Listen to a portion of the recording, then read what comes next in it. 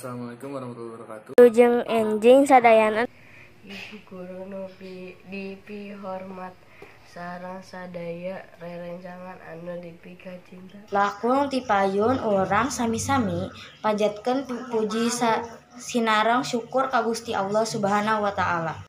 Tuhan nu esa anu mana masihan hidayah sareng inayah kana urang sadayana.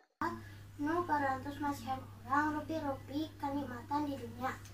Sareng Nu parantos maparing waktos ka urang sadayana dugi ka tiasa patepang. pikeun ngadengarkeun bintara abdi. Teu hilap salawat sinareng salam urang haturkeun kajunjungan urang Nabi Muhammad sallallahu alaihi wasallam. Pawi niwah ibu guru anu kusim kuring dipihormat. Para rancangan nu dicinta, para warga nu dipikah hormat kusim kuring. ieu waktos abdi bade ngadugikeun kumaha pentingna hirup sehat kanggo urang sadayana. Abdi sadaya kedah atawa wajib ngajaga lingkungan sareng awak sorangan. Sangkan dijauhkeun tina sagala panyakit. Kumargi kitu, urang kedah ngalaksanakeun hirup sadidinten ku cara anu sehat. Eta wasup pandangan sing bersih. Lamun atos angkat-angkatan supados terhindar dari virus. Tuang saar sayuran. Maresihan awak atau ibak, Maresihan kuku, ikat waos anu rutin, sareng saterasna. Tah, eta contohna anu disebut hirup anu sehat. Sanesna micen runtah kana tempatna. Nyiduh ulah di mana wae.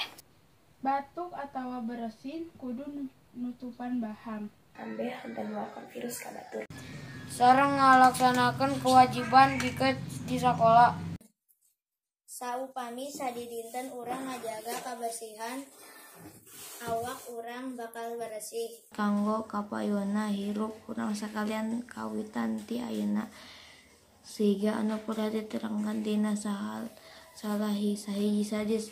Innal dhofatu minal iman nu hartosna kabersihan teh sabagian tina iman. Bersih teh hartosna bersih sucina diri urang sareng lingkungan. Di sabudeureun urang kedah mika cinta karena kebersihan. Sangkan hate urang ge suci sareng bersih. Hadirin sadayana cekap sakitu nu kapihatur Pidato ti sing kuring Kesehatan sareng hapunten upami aya kecap anu kirang pikaresep dina manah Bapak jeung Ibu.